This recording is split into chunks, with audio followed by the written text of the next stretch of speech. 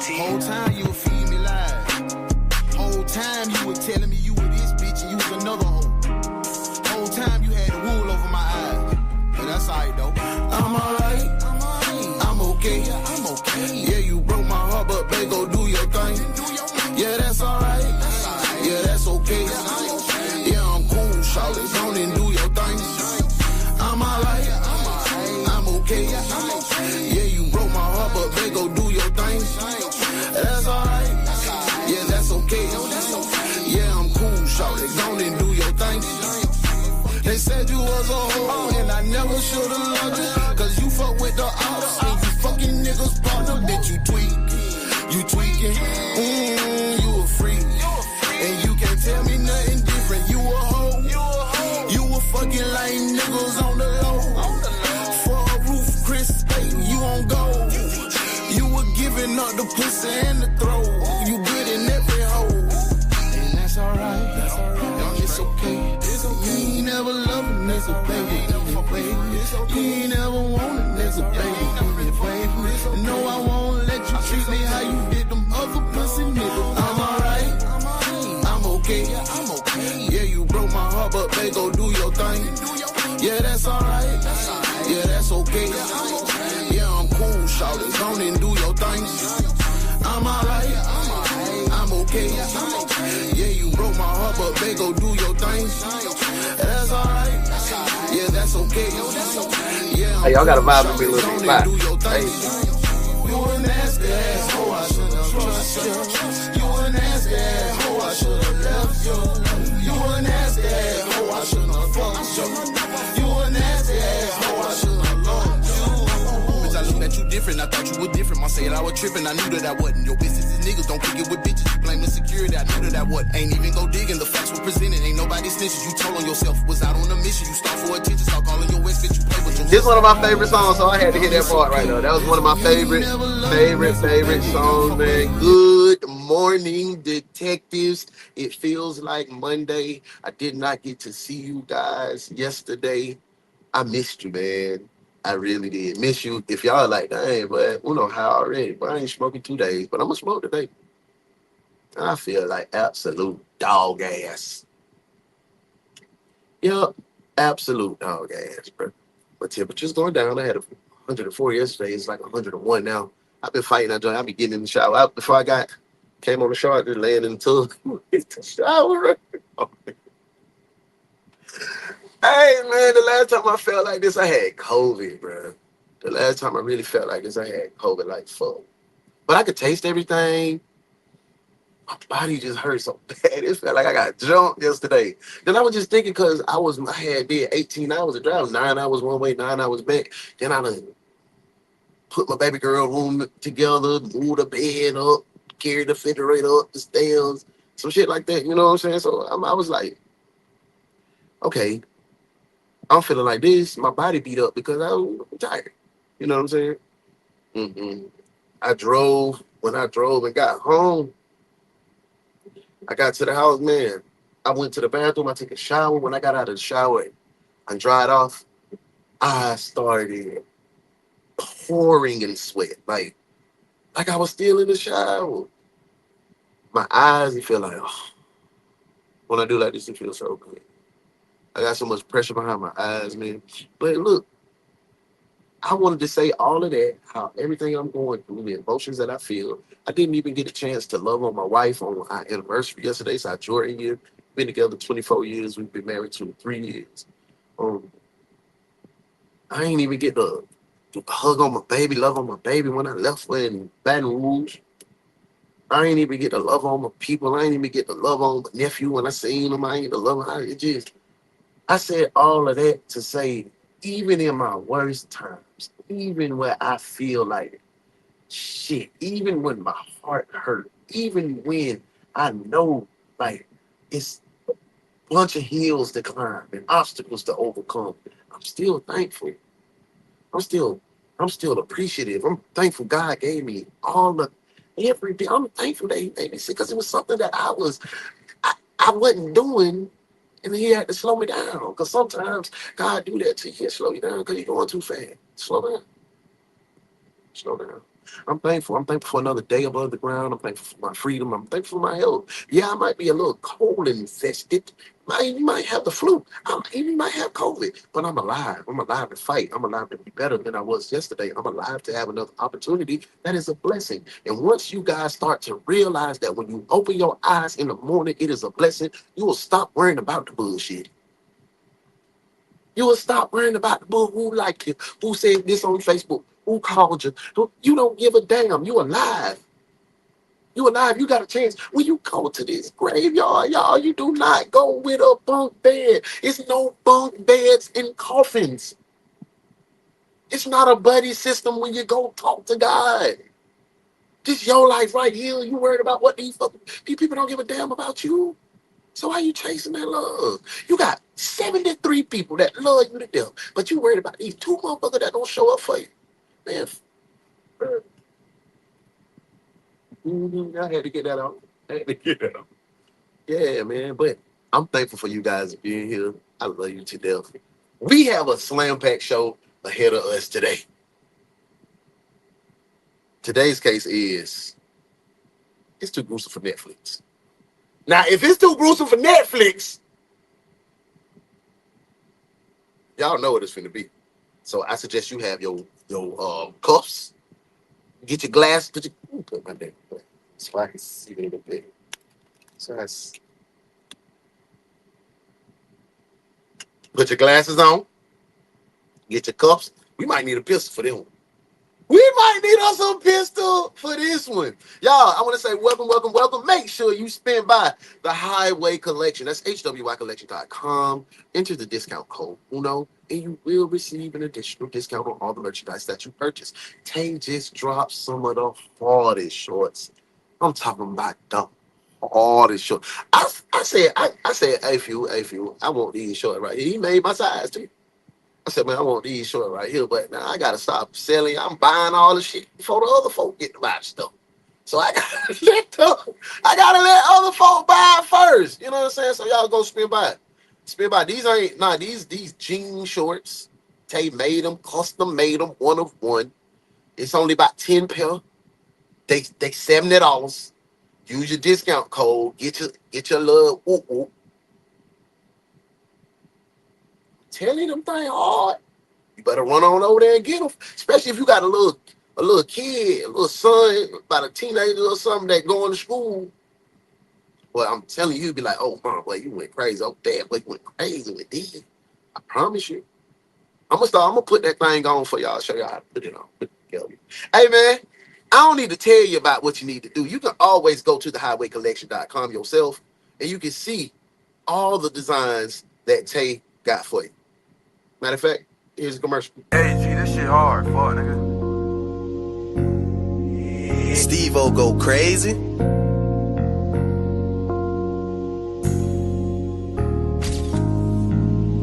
She say she like my lingo, like the way I talk. She like a nigga style, the way I put it on. And she can tell a nigga pay, don't have to show it off. But she can tell by all these sticks that I'm a fucking boss. She love the way I smell, she love a nigga fragrant. She see the way I hustle, love the way I take risks. She peeping how I move, she see I taught her game. Uno the one, she had a real, she can't fuck with mine. Before I fell off from the wrench, I had the wrench, that mean I'm dressing well. Barbies all around me with toy bodies like they from Mattel. For those who try to infiltrate, I feel sorry for you infidels. You used to be the shit, but took a dip like Caitlin's rookie year. These women that you chasing, crave my presence, we are not the same. Heavy like I'm... Welcome back, welcome back. Welcome back, welcome back, welcome back. Make sure you stop by thehighwaycollection.com. Tap in with my nephew, Young Tay White, the youngest CEO I know. Telling me Uncle Uno sent you. And he gonna give you a discount, man. Hey, and sharing them up, I got y'all. I still got y'all too. So I ain't forget y'all. I got y'all probably today. I take care of y'all. Get y'all right, man. Hey, y'all know what it is, man. We done did all the talking that we need to do. We done praised the Lord. We done did a lot of advertisements. Now it's time to get to that roll call, man. When we come back, man, we gonna see who's clocked in to work. Cause I'm ready to get to the case, man. Roll call. Roll call. Hurry up, detectives. It's time to work.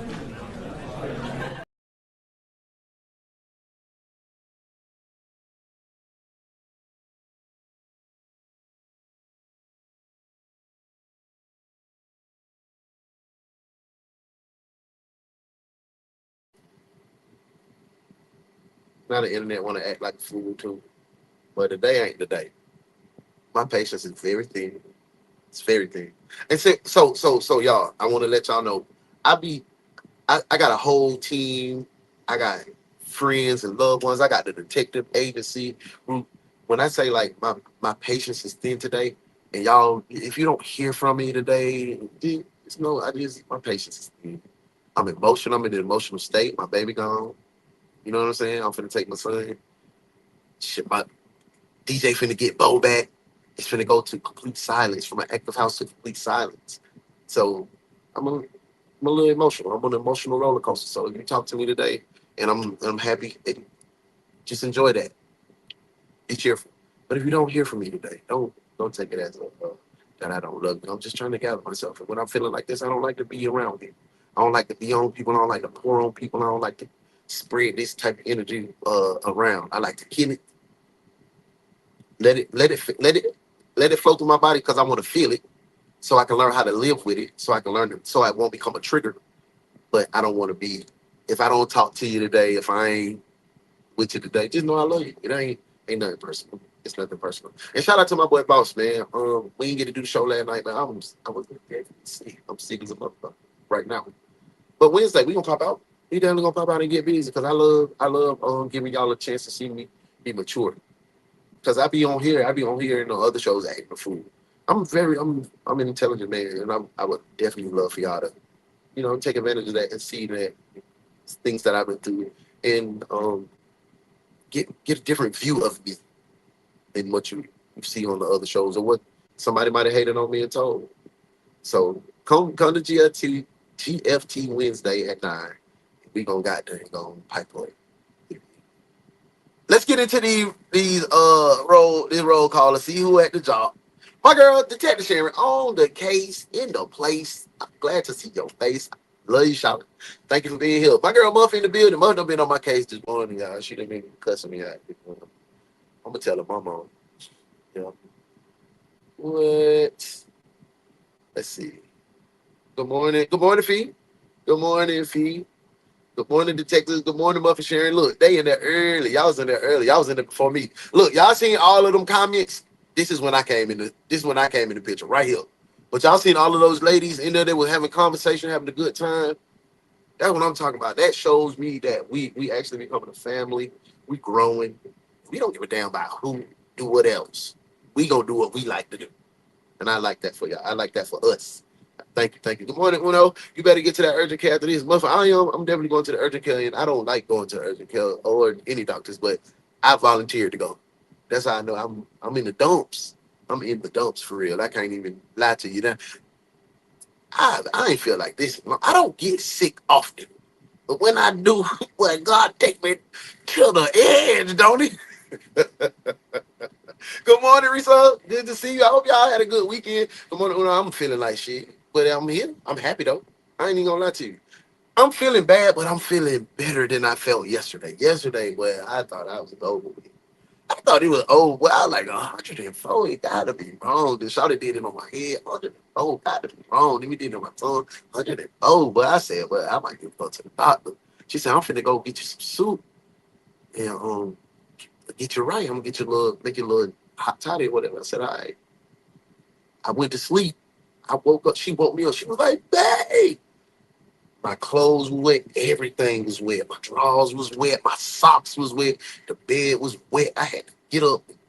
I don't know what's going on. We changed the sheets. Changed out. I got down mattress topper. It was rough. It was rough last night. Hey, love. Love in the building. Hey, love. It's my girl, Miss T in the building. Good morning, good morning, good morning. My girl, Modesty in the building. She said, I should have been on traffic duty this morning. I was speeding through that parking lot, y'all. You swerving, hit that corner. Whoa, whoa.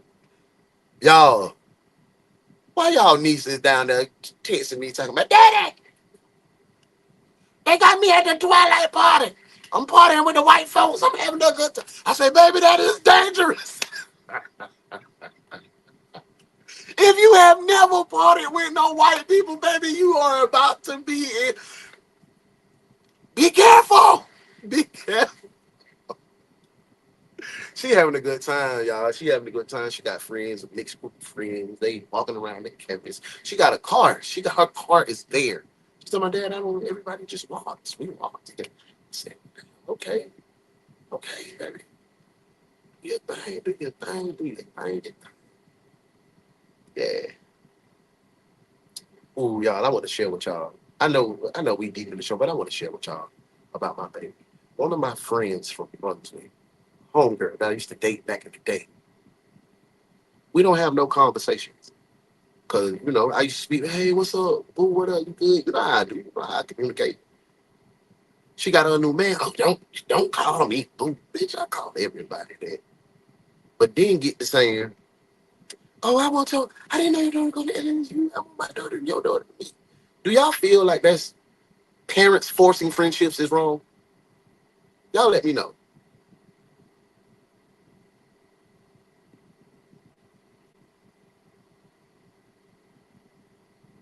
Do you think parents should force relationships? I don't. Let's get to it, Muff. Muff in the building, fellow detectives. Love in the building. Let me see. We ain't got no male detectives in here this morning. We ain't got not one male detectives. I'm running in and out. Gotta go see a dog by the frog. Don't ask, but I'm listening. Gotta go see a man by the horse. Ooh. Hey, love lays hope everyone having a great morning. I'm having a great morning. I saw them shorts. They fight them short. Bye, Tate. Listen, bro, when I pulled up, Tate was making the last air. He was putting that nigga was in.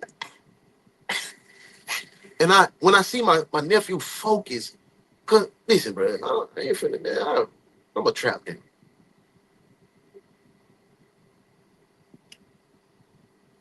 I'm just recovering. I just want to be somebody different.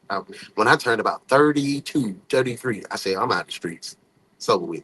My nephew 29. He said, hey, I want to do some different shit. And I'm gonna ride to the wheels fall off. Cause when a young man is trying to do something positive, that be the crutch. The community don't wanna goddamn gravitate and help him do something positive. I ain't telling him to go flood and buy his clothes out, but yeah, go buy it out. But it don't cost nothing for sign up for the free goddamn on newsletter. It ain't gonna do nothing but go to your email. You don't even check your email like that. But it gives him rotation on his website. You know what I'm saying? Go click on the button. Click on say you ain't gotta buy nothing. It's free. But when kids, not even just my nephew or my kids that's in my life, when kids in Brunswick, Atlanta, New Orleans, when they get to doing something,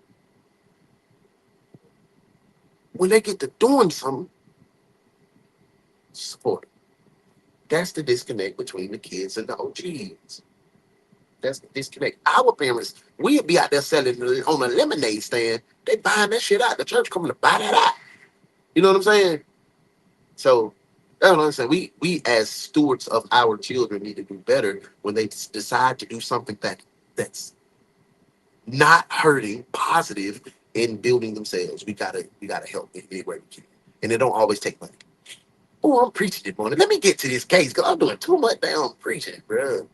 Hey, we praying for you. I know that feeling so well, but the good part about it, you can still pick up the phone and call them and love them. Absolutely. And that's what I be looking at.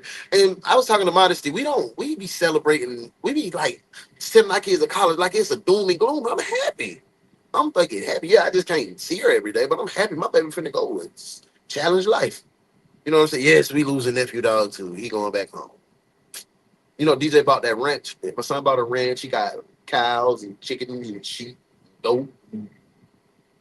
He got a dog. He already got Stitch, Bo's brother. Stitch is a little dog though. And DJ said he ready for Bo to come back home. So this was only a temporary stop for Bo. Bo became that's my buddy. He loved his pop. But he getting ready to go back home too. It's finna be a quiet season for him. So y'all gonna have to help me out. Y'all gonna have to help me out. I done talked 20 minutes before we even got to the show, but that's making up for yesterday. I ain't get to talk to y'all yesterday. Oh, let's see. Let's go. I wanted to hear what y'all had to say about this. And yes, the answer is absolutely not. Hey, Detective Sheriff said, I'm not finna force my kids to have no friendship with them. That's torture and abuse. Yeah, that's real. It is. She run, and then she get on the internet. You get on the internet talking about, oh, I told him to let the girls meet. We fucking met. But when you seen me at the damn Atlanta place, you was with your man. You couldn't act like you couldn't extend your hand. I was with my girl. I was with my lady for 24 years. I went up to you and, hey, what's up? Oh, excuse me. No, bitch, don't do that. Yeah, I said, bitch, don't do that. No, you don't try to shine on me. You don't try to shine on me, ho. You know what I'm saying? I don't like that. Then you want your girl to be my friend, my daughter friend. No, you already put some bad shit in. If you gonna handle me like that, you already talking. Get done. I'm not about to force to be friends with anyone. I don't care how many the parents' relationship was. Straight up. I'm having a decent morning. My baby is still in a lot of pain, so I stayed with her. I done went to 3 different stores for a decent cup of coffee. What's wrong? Oh yeah, she had a procedure. I'm glad Mama made it through. See, we dealing with them babies. Hey, you ain't gotta call me about. Hey, you ain't gotta call me out about not checking my email either. I don't check it. I got 100,000 unread emails. No cap. No cap, y'all. No cap. Hey, Lord, I'm signed up. I'm gonna go get that done right now. Thank you. Forced friendship, relationship, never word. Muff. Not too much on our neck of the woods. Hey, nah, you Muff know what's up. I love that for DJ, for sure. Period.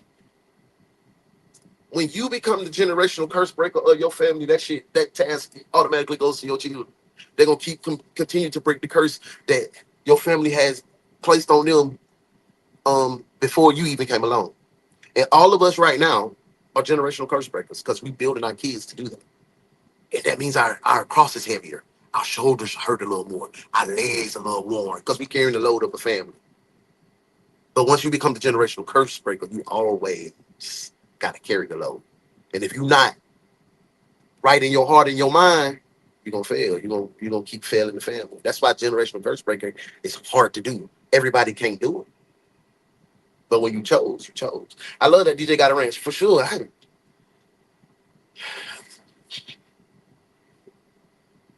Y'all, let's get into the case, man. Good morning, detectives. So, y'all help me now. I might not be a sharp. Anybody come in this mug right now? They late.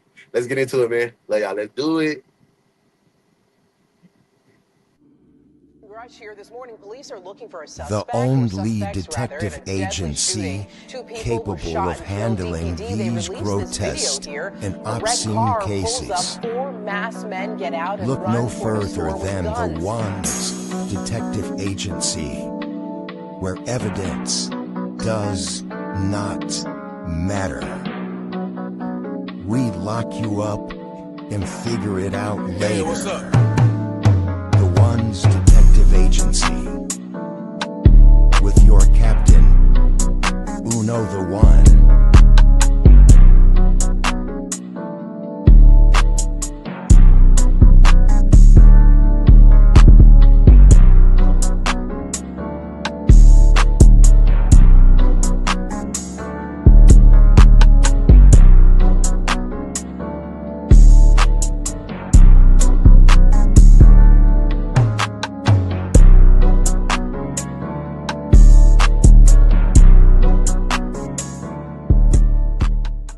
Like the beginning scene of like Criminal Minds or something, you know? Like when somebody's tied up and they're trying to get out, and then all of a sudden the screaming got really, really loud and really intense. Alton, Illinois.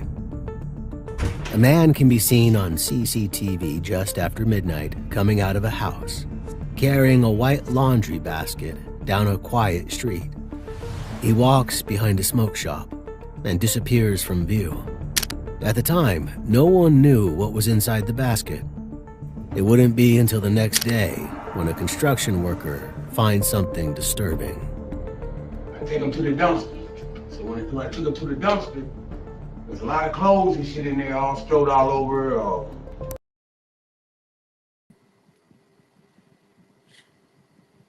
It's gonna be one of these cases, bro. I was just about to ask y'all, are we locking up the little white lady? Then here come Clarence. Man, it's finna be one of these, man. Like, it's finna be 40 people involved. I can't even, my head can't grasp 40 people today. Holy smokes. Who we put in jail? We put somebody in jail yet? Are we putting somebody in jail yet? Ooh, I was just told that yesterday. Generational curse breakers, man. Like, listen, that's a fact. I have a story to tell. Generational curse breakers. Look, listen. Oh, we from the same hood. We from the same walk of life. Oh, you got a story. Look, we all got a story. That's why we gotta stay focused on what our job is. It is for our kids to win. We are the foundation, but we get some parents, not y'all, some parents get so caught up in being the star. You want to be the fucking star. You got 5 damn children. How you gonna be the star? Be the foundation. Get underground so they can stand on your shoulders and be successful. But you're so selfish. Man, don't get me to talk. Don't get me to talking. And it be the people that you look up to and be like, "Ooh, she's such a great mother. She's such a this and that. The daddy ain't shit." Watch who you put on the pedestal. That's what you better do. Amen, generational curse breaker. I love that word. I know my assignment, generational curse breaker, so I'll take it. If that means my lineage is win, that's exactly. My baby girl did it on both sides of the family. Her dad, her mom, she been gone for 4 years now in Charlotte with no one there but her. And that's how I had to do. I got up the day I graduated. I didn't stay in Brunswick 2 days. Gone. And I forged my name on I forged my mama name on my military signet to get in the military because I was underage when I signed up. Still to this day, but them folk can get in trouble right now because I signed her name. Petty Officer Glasgow looked at me. He said, "Bro, that's your mama's signature?" Yeah. I spelled my mama's name wrong because it was a long time before I knew how to spell my mama's name. My mama's name is Vernithia. Spell it. I can spell it now. But at 16, and said I wouldn't try. Her name was Mama. You know what I'm saying? So yeah, that's how you gotta do it. You gotta separate from your comfort zone. That's what be wrong with us. We be in that comfort zone and we don't get a chance to excel. Because outside of your comfort zone is where growth happens. And we don't want to grow because it hurt a little bit when you grow. When you got them dropping them leaves off and the new branch coming out. It hurt a little bit. And we don't want to feel that. But at the end, when them fruit from that tree start to form and that fruit start dropping down into your kids and they eat and they grow, then you understand why you hurt so much. But y'all don't want to get behind. I can't preach when I get the feeling sick. I get the feeling like this. Now let's get back to this case. Laundry basket, and there was a couple pair of shoes. There was shoes with some slipper shoes too. Slipper shoes. Okay. They was red. They had blood on them. They all look like female shit. For real though. Male shit too. Female and male clothes? Yeah. I'm gonna just do this. I'm gonna just do this real quick. We gonna go ahead and nip it in the butt. Grab her. Grab him. Grab them. Hell, anyone got any more cuffs? Shh, tell Lieutenant to bring the paddy wagon. It's a lot of criminals around here. Lock them up. We just locked up everybody. The next day, around 1 p.m., I'm not having to play with these this folks. mother, Heidi Noel, arrives at her daughter, Lisa Dodd's apartment. Lisa is 22. Man, boy. Please don't tell me this girl that got killed by her boyfriend. And currently 8 months pregnant. Heidi hasn't heard from her in over 15 hours since the night before. Something feels off. She lets herself in. 2 minutes later, other residents can be seen opening the door. Heidi steps back outside, visibly shaking. The neighbors' expressions say everything. And then Heidi makes a chilling 911 call. 911, what's the address of the... Yeah, hi, listen. What's going on? My girlfriend's daughter is killed. Yeah. What's going on there? My girlfriend, I'm sorry, my daughter's, she chopped her head off. Police arrive shortly after.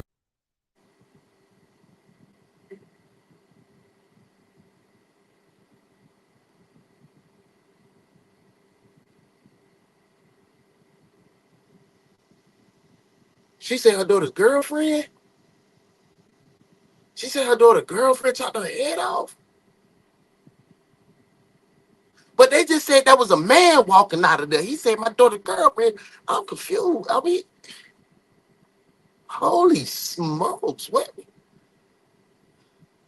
Verneathia. Yeah, that's her. No, that's her. That's my mama name. For sure.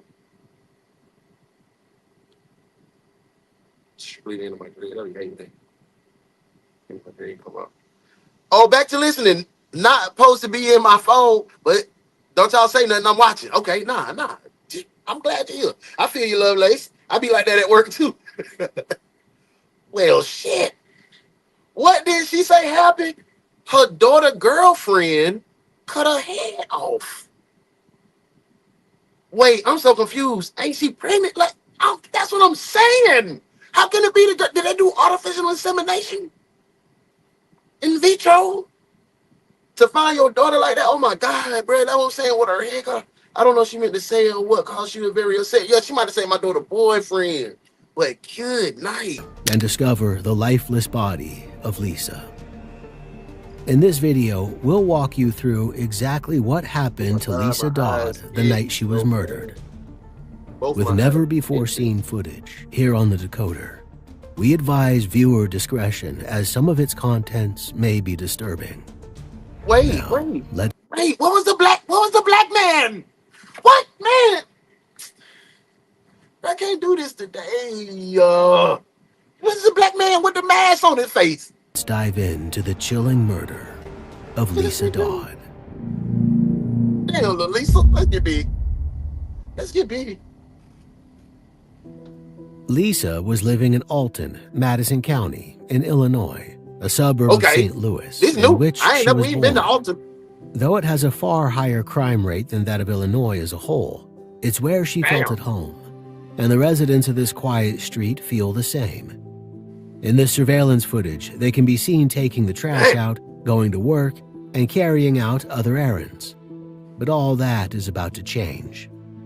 Further up the road, there's construction work. Who was that walking on the street? Dick Willie? Trash from the construction site, like bits of drywall, are going in a large red dumpster parked on the street outside. You gotta go see your man by the horse after this. One man carrying old drywall out discovers something in the dumpster that shouldn't be there. He was a construction worker. What the knife look like? Down like that. Okay. That short, with teeth on that mother. So like a paring knife? Like with teeth on it, like you cut meat. Like serrated? Yep. Yeah. Cut serrated blade. That's what the knife looked like. Was the handle longer than the blade, or was the? No, it was short, about like this. About. Yeah, like that. Yeah, okay. And when you pick. Did y'all see how little that knife was? Did you see how little that knife was? If you cut somebody's head off with that little head, you know how much sawing you got to do to cut through the C1 through 4.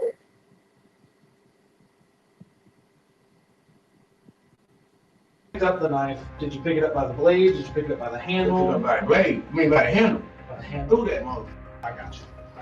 Oh shit, blood on it. That. Was the blood on the handle? Was it on the blade? Was it covered in it? Well, I dripping? It was on the blade. It was on the blade? Yeah.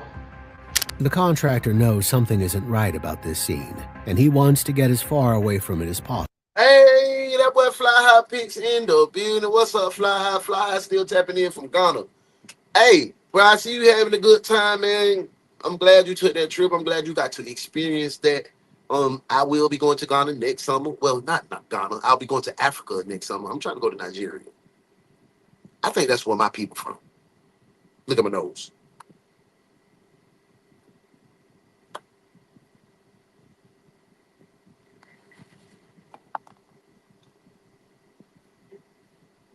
That ain't Nigeria to me. Hey, welcome in, bro. But I gotta give it to you. You know how it goes. Sergeant Hansy, I got another one of these late detectives that can help you write out tickets and organize the junk closet. Welcome to desk duty, detectives. Yes.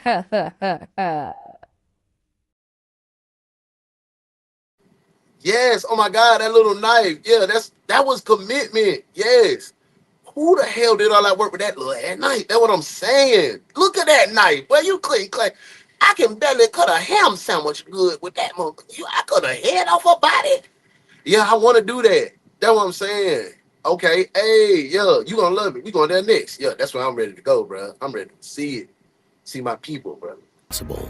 This is the first sign that this June 9th isn't going to be as ordinary a summer day as the local residents first thought. Got a message from her last night. What time did you last hear from her? It was like 9:05 or so. I had sent her a text, and she said they were talking. And then I tried again at 10, and she didn't answer. And then I tried this morning 2 times, and she didn't answer. And so then I came over here because she usually answers. Okay. So last time we talked to her was last night when she sent your text message, right? Yes. Okay. The officers are coming. They'll be there. I know. These cases hit your boy a little harder now. Because I don't have that protection of my baby. She's not close to me. So these cases hit a little, ooh. Hearing her mama voice, that shit hurt. Look at her sit on that porch like, ooh. Okay. Ooh. Okay. First responders are dispatched at 12:59 p.m. and they arrive to find Heidi still sitting on the steps, crying.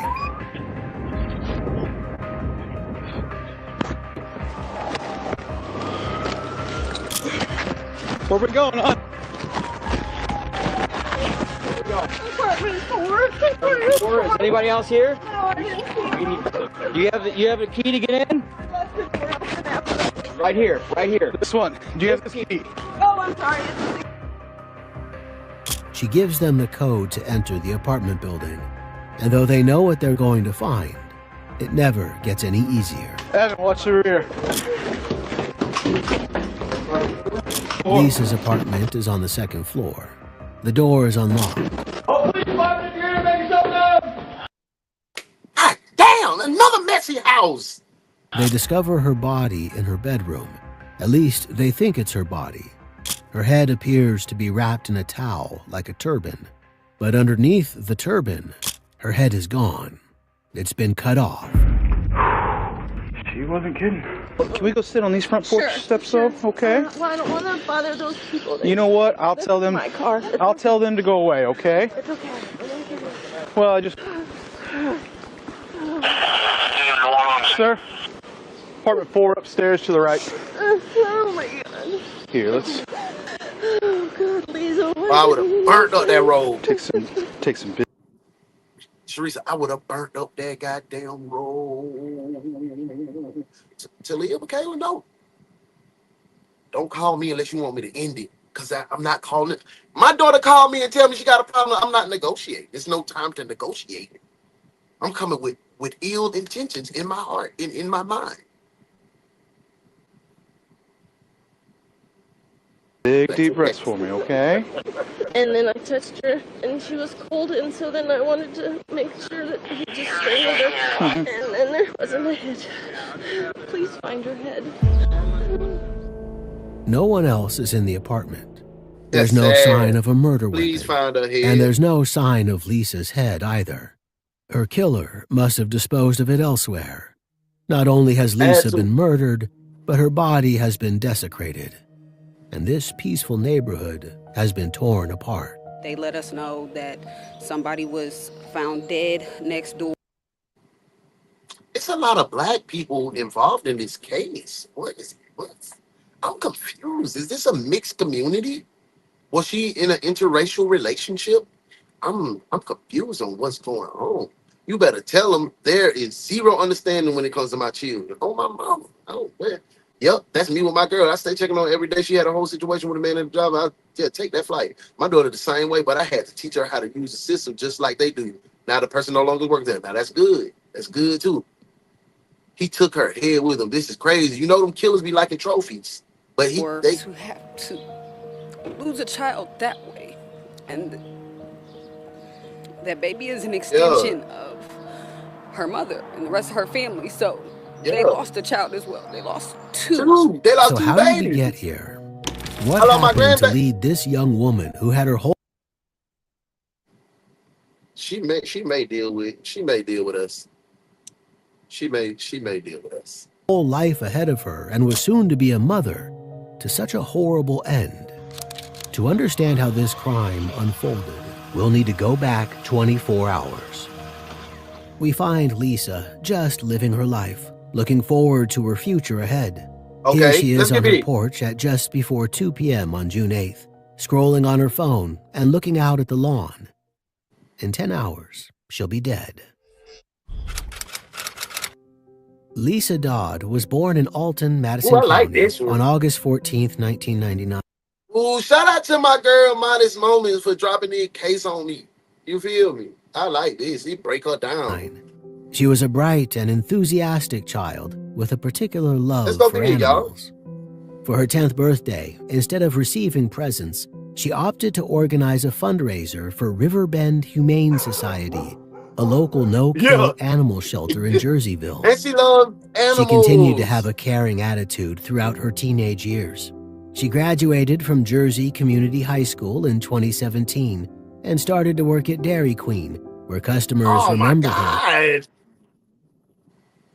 Don't not one of y'all women in this group take y'all country ass to Dairy Queen and get no job.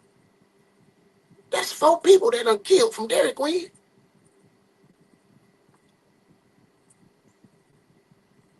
As a vibrant and friendly server. But she wasn't Oh just in man, Prisma, hey mom. How are you? It's been a long time. Good to see you. I like seeing that RN behind your name. I remember, see, it's been so long. You ain't even had an RN behind your name last time I seen you on the show. We was cheering you on going through that. You feel me? I'm glad you're here, though. I'm glad you're here. Welcome back. It's your first day. First day back.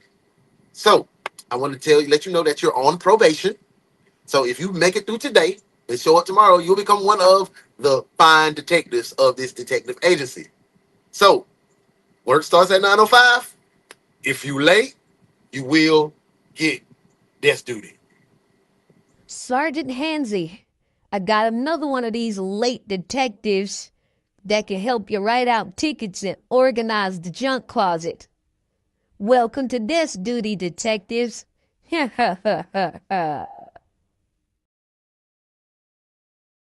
Because she enjoyed Welcome in, socializing Charisma. with her customers.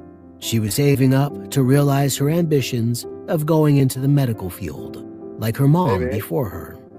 In June 2022, she was... That said uncle. Uncle look like he might be transitioning. Hey, it's that boy, ball man. Blake is in the building. What up, boss? What's up, man? I hope everything good. Joe Wade, hope you're in a good place, in a good space. Welcome into the show.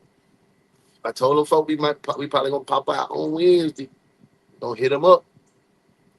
Welcome in, bro. Go ahead and come on over here. You the first one in there duty today. Oh no, fly high in this duty too. Sergeant Hansy, I got another one of these late detectives that can help you write out tickets and organize the junk closet.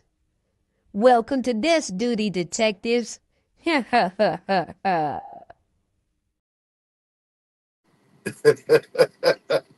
Boss, stay on your ass.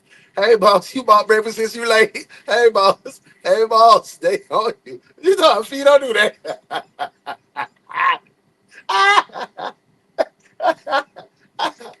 Hey, he transitioning. My bad, boss. I was just asking. We hungry. What's up, Modesty? Duck him back in the corner. I had to walk through the hallway.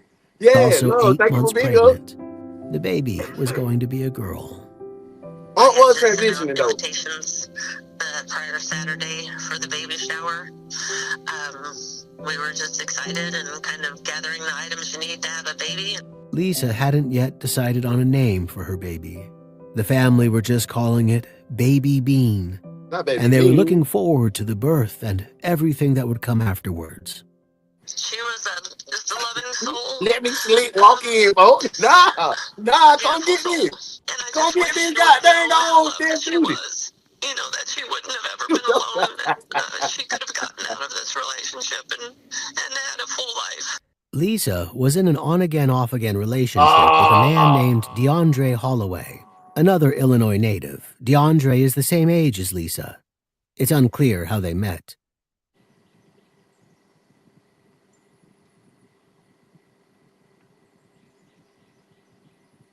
I'm so disappointed to see that this was DeAndre. I'm so disappointed to see that this was DeAndre. He is a certified jackass. With was arrested for murder?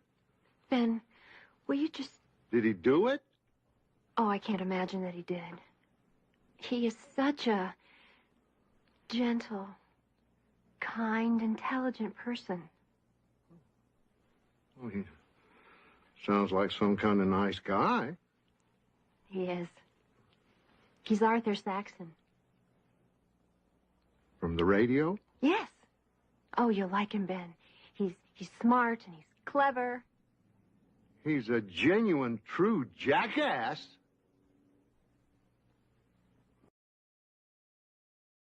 But they've been seeing each other for a while, nearly 2 years. DeAndre Yeah, also he looked has like some he spazzed issues. out. He uses substances, and he's had a He looked like he spazzed out on white girls because the black girls weren't going for it. difficult home life, according to his half-sister, PJ. How long has he not lived there? He moved out when he was about 18. And how old is he now? 21. Okay. Where did he go when he moved out? I'm not sure. Okay. He cut heads what off. do you know about DeAndre's life currently? Well, like about like his there's relationship Willie. status and things like that. Mother and said they're where gonna he be lives Big and things Willie. like that. He definitely has crash out in his face. Yes. Like, well, he lives with his girlfriend, but like whenever they get into it, like he hops in different people's homes. He's also taken Lisa with him on this. Yo, are we gonna be serious? Like most of these cases that we see that involve women because of some dick or insurance money, which was about dick. You know what I'm saying? Like God almighty. I ain't hear nobody kill nobody about revenge. You killed my brother, I killed him back. None of that. It's DVSA and damn. Shiftless lifestyle in the past. At one point, according to her old boss at Dairy Queen, the couple were homeless, living in a tent by Lake Litchfield. And she was making up a story, and then she finally did tell me that she had some problems with her boyfriend, was hitting her, and they were actually homeless and were living out at the campground at the lake. So you had this young lady homeless, living at a camper, and you still killed her, and she rolled with you during homelessness. Boy, you a dog. You a filthy one, boy. You ain't nothing. Boom, boom, boom. You a ugly dog. Boom, boom, boom, boom, boom. You a ugly little dog. Boom, boom, boom. You a ugly, ugly, ugly dog. Boom, boom, boom. You a ugly little filthy ass dog. Boom, boom, boom.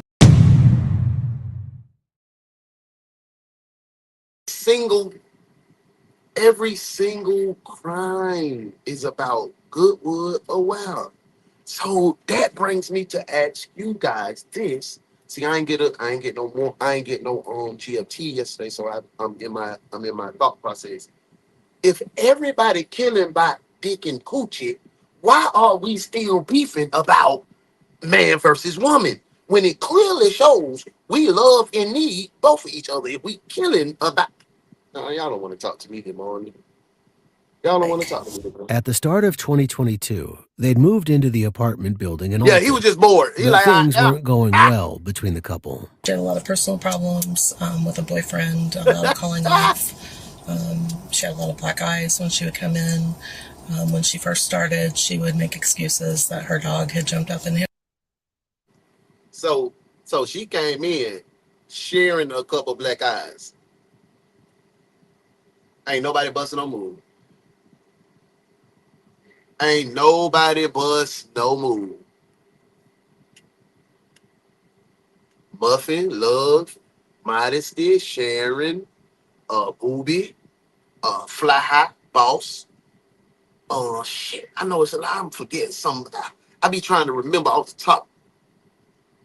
You mean to tell me your son or your daughter come home with black eyes, you ain't busting no move?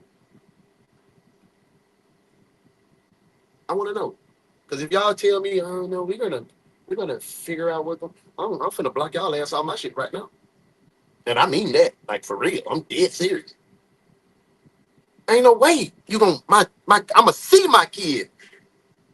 Ain't no way I'ma see my kid and she gonna be able to tell me as a father that a dog did that to her. A black eye? A black eye? Let me get back to the UK, man.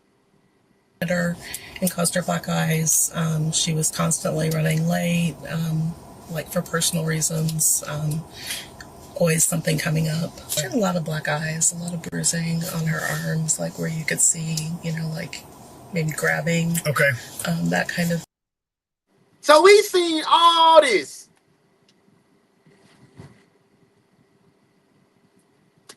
I'm emotional right now about my daughter now. I'm getting mad. I'm getting mad, bro. Y'all watch this girl get beat up. She got on, like he been picking up, dumping her on her head. He got, bro, y'all ain't bust no move.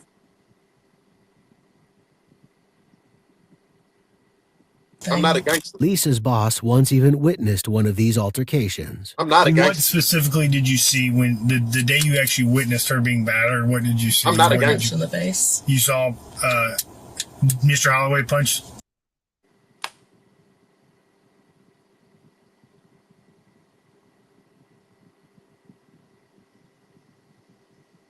I wonder did somebody call the police? Because here I am. Now, we're not finna do this. We're not gonna do this now. We're not gonna just say, oh, everybody failed her. Because I be saying that all the time. But sometimes in DV cases, and I've never been a domestic violence person, but my mom lived through a little bit of domestic violence with Isaac Edwards, bitch ass. Feel me? And I know some of y'all ladies may have been through domestic violence cases, and I want to get I really want to understand if the family done came over there and checked with, that I called police, and police done got involved. Why do we keep submitting ourselves to this abuse? Why do we keep submitting ourselves to this abuse as women? That nigga ain't have nothing going on. He had you homeless. Homeless. He had you homeless. And he's beating your ass. Help me understand, what is the reason to stay? Why are we staying? I just don't get it, bro. Hey, I was ready to take a whole off the senses, but I can't go to prison over that. Nah, you know what I'm saying? You gotta be smart. I done crashed out by some pussy before. I'm not even gonna lie. Not even gonna lie. Oh, I'll kill you by my wife. I'll kill you dead by my wife. Straight up. And I tell you, I'm not gonna run my knees bad. I got bad knees. I don't run from shit. I only run to lose this fat. I don't run from shit. But I'll kill you by my wife. I'll kill you by some pussy. Guess it is what it is. Hey, how you know? We better slide. Baby, I proudly smile at my mugshot, and that's what I'm saying. I'm going to cry in my mugshot because I don't want to go to jail.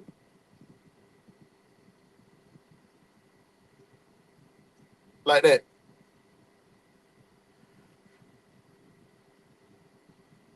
But Bud's going to be cemetery dead. Hey, I promise you it's going down. I'm smiling at my mugshot for sure. I'll be John Brown.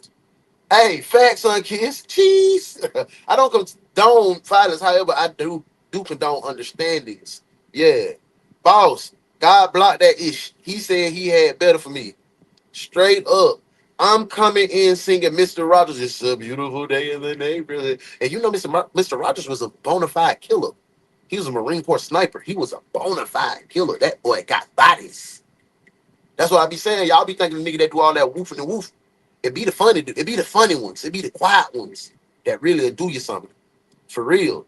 Hey, I hate that Lisa didn't get the F away from this loser. Yeah, that's what I'm saying.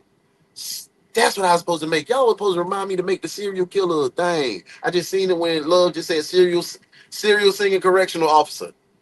Over anything that's mine, I'm a murk you. Straight like that. Burning you. Back to the case. Her? Face, okay. yeah. So were they in the car when that happened, or were they outside the car? No, they were in the car, and we have cameras on the back of the building. We actually tried to roll the cameras back, but they're not very good definition, so we weren't able to actually see it. Okay. Yeah. And was he in the driver's seat? Yes, he was. Okay. And did she return to work after that happened? She did. And did you see any? Did she have any visible injuries on that occasion? Her face was red. Okay. And did she say anything, or was she confronted about that? I asked her about it, and she said they had gotten in an argument. Eventually, after the excuses about the dog and things like that stopped, she was honest about it and just said that they were always arguing and fighting, and then they would make up and it would happen again. Okay. Did she, like, specifically that day when she was struck? Was there any conversation, like, after the fact when she comes back into work about the police or? I wanted to call the police, and she did not want to do that. Okay. On one occasion in July, You a dog, lady. You a dog. For what she want? Sergeant Hansy, I got him. What she want, man?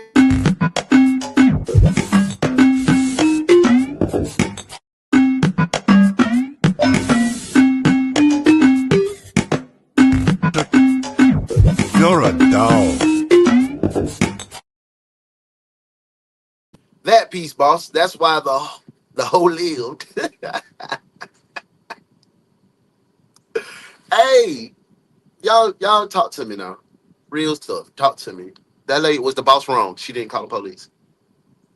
You witnessed her get punched in the face. You witnessed the crime. Right? She should have called the police, right? Hey, Tay be watching the he be watching the program on the 85-inch TV. I was watching it because I only watch my replay. I've never watched myself on the TV. Like, I don't put it on my TV and watch it. I watch it on my phone or I watch it on my computer, right? So I was just when I was going down to Baton Rouge, I stopped by Tay, burnt. He got the big ass TV or whatever. I'm looking at him, I said, boy, I be too close to the screen. That's why because I was just like this with y'all. But that don't look scary on the 85, so I had to back up. Boy, so I'm going to be back here. Y'all can hear me? Okay. I look scary close. I look scary at 85. But nah, so was she wrong? Hell yeah, she was wrong. I agree. Y'all let me know. Y'all gotta let me know before we move. Mom said she was wrong. I watch it on my TV every morning. That's what's up, bro. I need to do that, bro. I need to start watching on my TV. I do.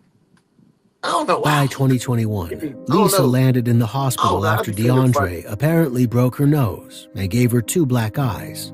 They'd also been seen arguing on the street in the past.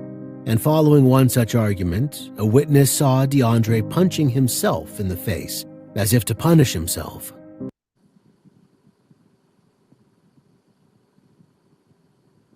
DeAndre has some mental health issues going on.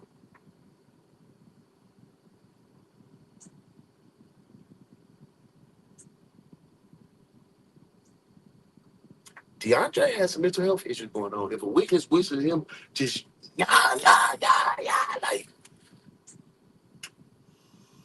yeah. Hey, Fee said she may have felt like she was invading Lisa's privacy because it's a different situation. She should have still called because of her not calling. Now look, the girl is dead. Yeah, that's what I'm saying.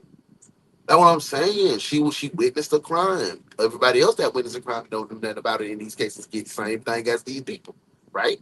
They get charged too. So she got it's tough. We can hear you. You loud. I know. I be trying to break it down, but I'm just a loud person. I'm loud and I'm animated, and people be confusing that sometimes. Like I be like, no, this is me. Just me. This is who I am. Hey, I'm head swimming right now. Hey, the DV situations are tricky because, to be honest, most of the time when you intervene, the person being abused will blame you for their partner going to jail. But I agree with you. If I witness someone getting beat up, especially a woman by a man, I'll call the police. And I understand that their partner going to jail, you make me lose my helpmate, but I want to save your life. Oh, he's one of those. He clearly a little off. Lord have mercy. God, please keep my children covered and protected. Amen. Can you imagine if this was your child on either side? Yeah, that's what I'm saying. They just crashing out. It got bad to the extent that in September 2021, she texted her boss. My boyfriend beat me again, and I had to go to my mom's. They're wanting me to stay in a safe place because he's threatened before to harm us. Is there any way I could get my shift for tomorrow covered until things settle down a little? I can work the rest of the week. We're just trying to make place to stay safe. This didn't last, however. Lisa and DeAndre were back together soon enough. In May, DeAndre introduced Lisa to his half-sister, PJ. According to her, DeAndre was the father of Lisa's baby. So you can tell she's pregnant? Yes. And I know this is a dumb question. Did he say that it was his? Yes. They both did, yeah. And whenever they fight, what does he do? Where does he go? He just takes off, and nobody knows where he goes. Do you know that they fight a lot before? Or? Yeah. How do you know that? He told me. He'd been texting a friend about his poor mental state. On June 5th, just after midnight, he wrote, "I feel like it's all the emotions I've ever put to the side just coming out now at once for real. My cup filled up and now it's got to spill over. I don't know how to healthily let out emotions without snapping or crying because I'm too pissed to talk." He also wrote, "I've always had to be the man even when I was a kid, and was always put in grown man situations with so much pressure on me, and even to this day still." He sounds like a man close to his breaking point. And on Tuesday, June 7th,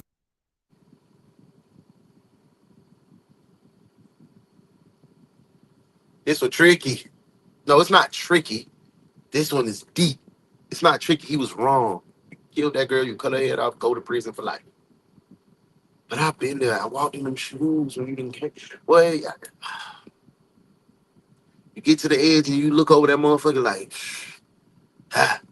it'll all be so easy if I just, just crash and just get it out, get these feelings out. It is very hard to learn how to healthily deal with that trauma. Y'all, people be talking about therapy. I went to therapy.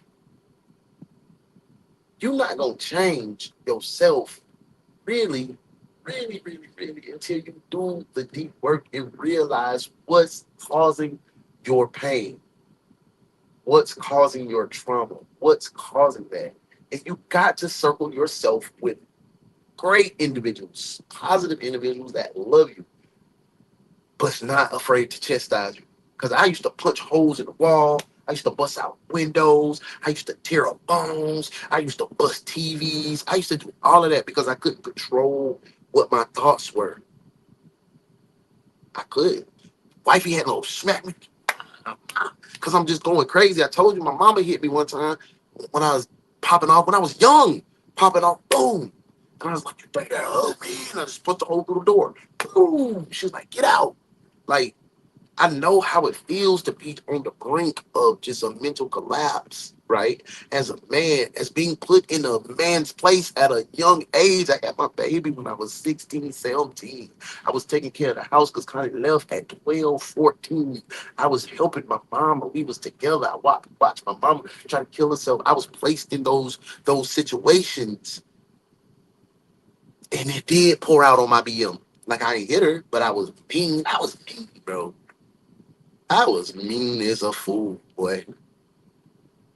So I know what he feel like to be on the edge. But when you... it's crazy. Let's get back to the case. DeAndre went missing. PJ added Lisa on social media as the family tried to search for him. I'm currently friends with her now because we were looking for him yesterday because he just went missing.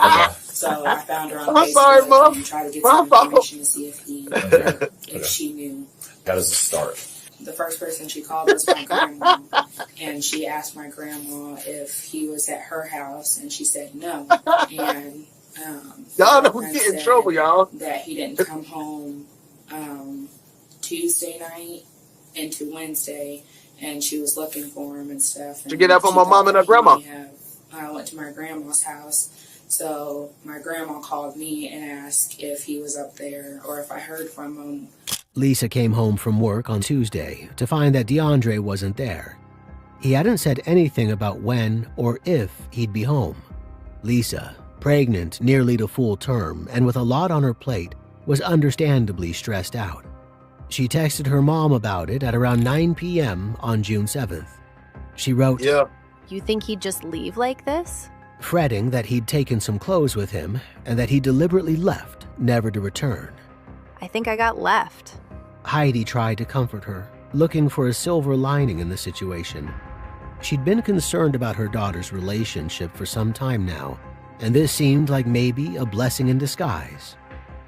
If this is how it's meant to happen, at least it was Hey, look who it is, guys.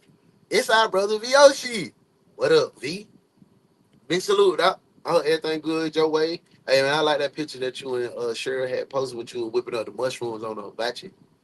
Yeah, I like that shit, man. I love that little stuff, man. You think Cheryl will be able to help us out with the desk duty today? At 6, can she help us? Sergeant Hansy, I got another one of these late detectives that can help you write out tickets and organize the junk closet. Welcome to desk duty, detectives. Ha ha ha ha ha. What up, V? Appreciate you being here, bro. You know it's all love. she wrote. And you've been set free, Lisa replied. I'm not seeing it that way yet. Heidi asked, did he talk about anything going on he wanted to go to? Hey, oh no, But that's Lisa probably had how I no get. answers. She just replied No, we just had a weird day. That damn and said Vito that she BBS. reacted badly to him that day. Her mom dug for more information, and Lisa said, I broke a razor down and cut my leg because I told him I was just going to kill myself. why were you going to kill yourself? So they both crashing out for love. They young and full of trauma that nobody dealt with, and they don't know how to love. Nobody ain't really seen no proper love going on. Her mom asked. That's just my assumption. This calm That's an response assumption, possibly feel me? indicating it wasn't the first time she'd heard something like this from her daughter. Lisa told her, Because I just can't get it right. if DeAndre had been spiraling, then What clearly so what had up, boss? Lisa. Stall me out. The relationship was a powder keg waiting to explode. But in the end, Heidi convinced her that stressing out wouldn't help her or her baby. Eventually, Lisa went to bed, but not before taking her car out on a half-hour nighttime drive at 1:39 a.m., too anxious to sleep. The next morning, at 7:06 a.m., she texted her mom. Yes. Still no. DeAndre still hadn't come home. She went through her morning routine, washing her work clothes for her shift later, as if it was a normal day. Baby girl, why you ain't watching them work clothes? But she felt like something was seriously wrong. She wrote, I still feel like he'll show up, but I can't tell. this is when she started reaching out to DeAndre's family, including his half-sister, PJ. Heidi suggested you could call APD and ask if he was arrested, or ask Joe if there was anything weird on the cameras. Joe was Lisa's landlord. She did as her mom suggested and texted him. My boyfriend didn't come home last night, and he left his phone. I was wondering if you could watch the cameras and tell me if you see him leave and what he was wearing. His family and I are really worried. The CCTV showed that DeAndre had gone out with his uncle Marty, his dad's brother, on Tuesday evening. The girlfriend called the landlord to their apartment because they have cameras around the apartment and stuff, and she asked the landlord if he can go back and look at the cameras and stuff. Yeah, that's to see dangerous too. If he saw DeAndre. See, when I stress drive and hit 285 and smoke a J, it just be just to release some stress. Because driving actually, I don't know, it calms me down. I think seeing the repetitive pattern of the lines like this, it does something. I don't know. It does something to me. When I drive, that's why I like to drive. That's why people be like, damn, bro, you drove to New York and turned around? Yeah, I just like to drive. I like to drive. Don't let me have a good ride buddy that like to have conversation, but we'd be done drove all the way to California. On God. But yeah, I stress drive, but doing stress drives at night while you pregnant at 2 a.m. while you pregnant, that ain't good. Which he did. It was like around 6:24 when he left the apartment, and he went with his uncle that lives in St. Louis. Is everybody relieved at that point, or like? Not really, because the girlfriend said that his uncle was supposed to bring him back that night, and he's supposed to call. You know I'm retired, bro. But I think I might get me some CDLs and go make some extra money, bro. Like do that, like for real, like Because I like to drive. I like to drive. Like before 10, and then it was after 10. But he didn't come back that night. PJ went to bed Hit early that on the evening 285, of June look. 8th without hearing By anything 2 else. a.m., slide that Lisa, bit around, boy, you a meanwhile, butt. received Yes, a sir. message out of the blue at about 8 p.m. from DeAndre's uncle, saying he was bringing DeAndre back and that everything was fine. With his uncle, that's who called anyway. Her mom replied, "Where does his uncle live?" And that's still... Across the bridge, Lisa said, and yeah, I agree. Heidi wasn't happy about the way her heavily pregnant daughter was being treated. She Nah, for didn't real. trust DeAndre at all. Me She neither. told Lisa, "And of course it's your fault. That. And you better be careful so he doesn't give you something that Bean will catch." Ignoring this advice, Lisa went to pick DeAndre up. They could be seen here on CCTV, arriving back at their apartment at 9:11 p.m. While in the car, Lisa... Nah, that nigga, he taking pictures. He getting out the car taking pictures of himself. That boy was laid up with a woman, man. This finna be some cow stuff. texted her mom, "I'm trying to figure it out." This was the last text she'd ever send. And this CCTV image is the last time she'd ever be pictured. He rolling up a blunt. At 10:49 p.m., Heidi texted, "You okay?" and received no reply. By then, Lisa was already dead. Damn. Over the next few hours of CCTV, He killed Shawty in less. He killed Shawty in less than an hour after arriving home. various neighbors come and go. Neither Lisa nor DeAndre are seen again. Until 11:57 p.m., when DeAndre comes out. Oh, this like a little, okay. I'm like, damn, they got a lot of traffic going in and out of their house, but this like the front door, and it's like apartment 1, 2, 3, 4. Okay. He's carrying a white laundry basket. He comes to stand next to Lisa's car without getting inside, suggesting he's forgotten the keys. He's changed his clothes, and he's now wearing dark shoes and a face covering. He goes back inside and comes out again a few minutes later, again carrying the laundry basket. He walks out of frame and towards a nearby smoke shop, around the back of which is a dumpster. CCTV from a local business displays the rest. At 1 minute past midnight, we can see the white laundry basket being thrown into the dumpster, alongside some clothes. This laundry basket, as the police will later discover, contains Lisa's head. 2 hours later, her car is missing from the parking lot. DeAndre has gone to his mother's house. And then my sister said around He's a 2:30 in the morning that he's like banging on the door and V, he's not a dummy, bro. He's not a dummy. One thing he is Boom, boom, boom. You a ugly dog. Boom, boom, boom, boom, boom. You a ugly little dog. Boom, boom, boom. You a ugly, ugly, ugly dog. Boom, boom, boom. You a ugly little filthy ass dog. Boom, boom, boom.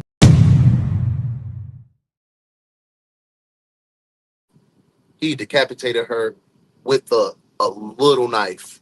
V. He decapitated that girl with the butter knife that they give you at Ryan's to put the butter on your biscuits. That shit dull as hell. So you know how much hate and anger had to be inside of this man to cut her head off with a baby in her belly that stands to full term. She was due any day. Yeah. Let's get back to this case, boy. He a dog. stuff. And he's like pacing and like acting nervous. Where? At my house. They found the rest of the This body morning? in the house. The body's still in the house. Yeah, this morning Okay. at 2:30. PJ finds him in the bathroom at around 10 a.m. the next morning, June 9th, 3 hours before Lisa's mom will discover her daughter's body. I see my grandma standing in the doorway to the bathroom, and This I case looked crazy. and I'm like, oh, there's D. And then he was cutting his hair off and stuff, and I asked him why he was cutting his hair off, and he just said a fresh start. Okay. And what's his demeanor like?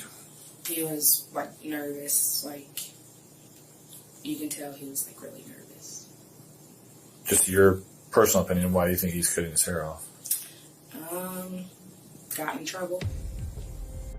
DeAndre hasn't cut his hair in 2 years, and he's proud of his dreadlocks. Why would he be cutting his hair off today of all days? He asks his mom if he can take a shower and have some clothes. She gives him a change of clothes, including a pair of gray sweatpants. Clothes that he had on, he took them outside for some reason, and he set it by the sidewalk, and then he comes back in, and then he was... Did you see him take those clothes off? Yes. That's So is that why he didn't have a shirt to wear? So when do you see him take the clothes off? He had a hoodie on and some pants, and then he took his shirt off, or his hoodie off, when he was cutting his hair, I guess. What makes him think he would get away with it? All these security cameras out there? Then you got to be mentally insane to kill the mother of your child while she's still pregnant and the baby is due any day now. He is... or man ducking responsibility. And he still had the pants on and stuff, and the hoodie was on the bathroom. I ain't gonna give him no that's easy when he was way trying out. to ask your mom for clothes. Yeah. And then he didn't have a shirt on, obviously. Because he didn't want to put the same clothes back on. Okay, what were those clothes? I know it was a bucket hat. Plum food, I boss. think it was like blue. He had a hat on? Yeah. Okay. Sorry. It's okay. He had like a bucket hat on. I think it was like blue or something. Anything about the hoodie that you recognize? No. With the shirt he had on? No. So what? So he... Oh, he got shouted hoodie on. When you get to the shower, those clothes are all in the bathroom? Yeah. And then that's when he gets the gray pants from your mom, and does he ask you for a shirt? No, I just gave him one. Because he knew. Yeah. So then what does he do with the clothes? After we got off the shower, he took them outside, put them by the sidewalk where our trash can was. He hid the head but left the body. Yep. Chats for a little bit and stuff. And then my grandma was cooking breakfast, and she asked him if he wanted a plate. I guess he said her head was trash. Yeah. And then that's when he went outside. All right, I'm going to go see. I'm going to see my way out. I guess the clothes that he had on the sidewalk, he put them in the trash, which they're in there now. PJ was asleep when DeAndre came home that night at around 2:30 a.m., but her sister was awake. She said that when he was banging on the door and stuff, it scared her, and she was asleep in the living room watching Netflix when I sleep, but she was awake. These 4 girls there then? Sister, mom, I'm grandma, sorry. all I there said I'm overnight? sorry. I said I'm sorry, y'all. She said that she hears like really loud banging and sorry, stuff, and then she looks out, and she said she said D, and then when she opened the door, she looked in the parkway. I'm sorry. In our driveway. Yeah, he should have been put down for sure. sure. She seen a black car, and his girlfriend drives a black car. It seems strange to DeAndre's family. That boy is a mama's boy that's been enabled by a bunch of women in his life. Never heard a father come and say anything in this picture at all. No father, no aunt, no nothing. So he didn't just get back to this. That he showed up driving his girlfriend's car without his girlfriend. And the suspicious signs don't end there. His grandmother notices he's got other items of Lisa's property. Hey, TT. That's my girl. Let's see what Granny got to say. I love Grandma. Oh, he named after his granny. DeAndre. Oh, that's telling you the daddy ain't nowhere around. I don't even know what his girlfriend's name is. But anyhow, he had gave me her ID and the debit card. Okay. Say what, and Granny? I said, well, why you got her debit card? Yeah. And license, you know. And I said, now she out there driving, and then she thinks she got her license, and you got it. Then this morning, he gave me 2 keys. Okay. And I said, well, where you get these keys from? Yes, ma'am. And he said he found them on the ground. But he didn't say where he found them on the ground. And I said, well, give it here. I said, then I can get in touch with her. Okay. And Y'all got Granny. Y'all got my grandma out here with her goddamn comb in her head. Is that a comb? Y'all finna piss me off now. You want to put that stuff in there? I'm getting it back now. This here? Yeah. Is that yours? No, but I'm gonna try. Right. I'm gonna try to get it to her. Okay, that's what I'll do. I'll take care of it. You sure now? Yeah. The key too? Yeah. All right. Thank you. Oh, Granny say, hey, nah, hey, Mr. Detective Boy, now my grandson, that my grandbaby girlfriend stuff. Now, I was gonna give it back to her. What is you doing? You giving it back to her? She didn't know that her grandbaby had done killed. She looked like Miss Pearl from that Florida daycare case. Yeah, 2 keys. I wonder, maybe the door key for the front, right? The front for the apartment, and then the apartment door key. Probably. Yeah, that's a comb. I was tripping. All right. Okay. Did he tell you what those keys were for? He just told me he found them. What did he say to you when you asked him why he had that stuff? He didn't get an answer? Just look like he's in a daze or something. DeAndre doesn't have an answer as to why he'd have Lisa's possessions. And at around midday, he leaves the house without any real word about where he's going. He said, I'm going to cut some grass. And so she asked him, where was he going to cut grass? And he just said he's going to cut grass. Okay. And he left on foot? He left on foot. It seems like DeAndre has been trying to cover his tracks. He's made himself less recognizable, changing his clothes and throwing them in the garbage. He's been carrying many of Lisa's personal belongings, which he's handed off to his grandmother to get rid of. And he's left Lisa's car parked on the street with a handwritten for sale sign in its window. Now he's taken off on foot. Oh, wait a minute. It is approximately 1 hour and 40, 41, 42, 43 seconds into the work shift. And guys, look who comes gallivanting in talking about Granny is stealing. He don't even know Granny is telling on her grandson. Everybody say, hey, Detective Early. Hey, V, fly. Y'all need some help at the decks. Sergeant Hansy, I got another one of these late detectives that can help you write out tickets and organize the junk closet. Welcome to desk duty, detectives. Tried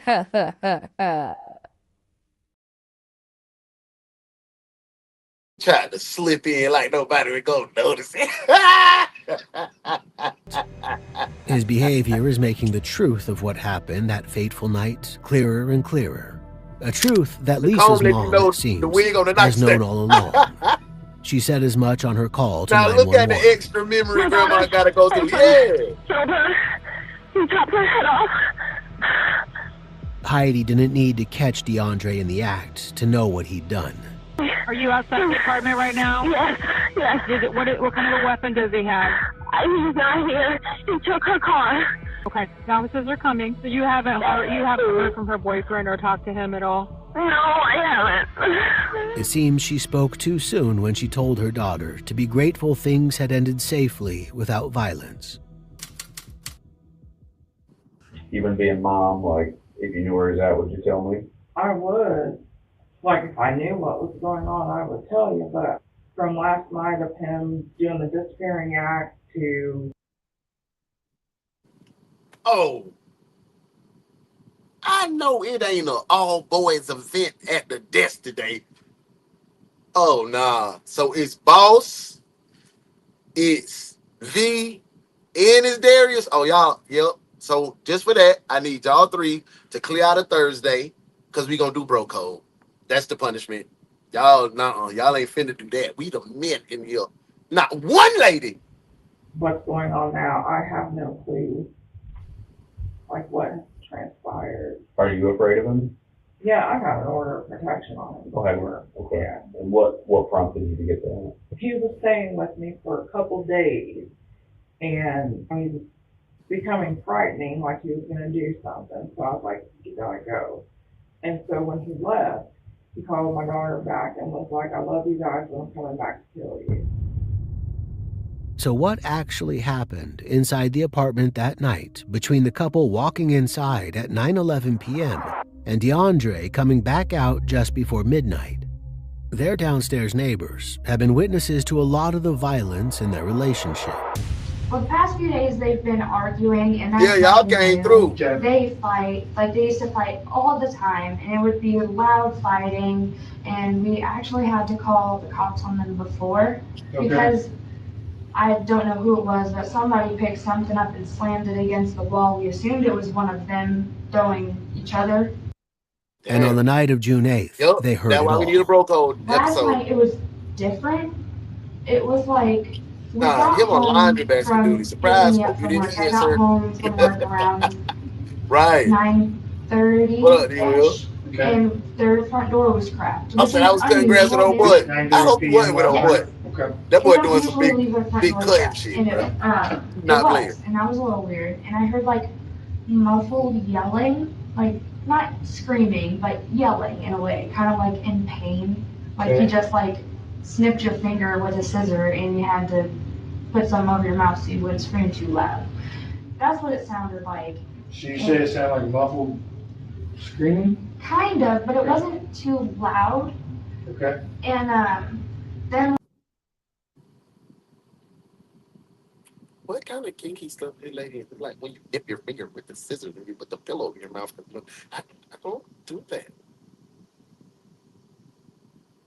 later on, we heard like the apartment shakes a little bit whenever you move too much, and it started shaking. And we're like, okay, they must be fighting or something. And we were gonna wait that's what it is, to see bro. if it got better.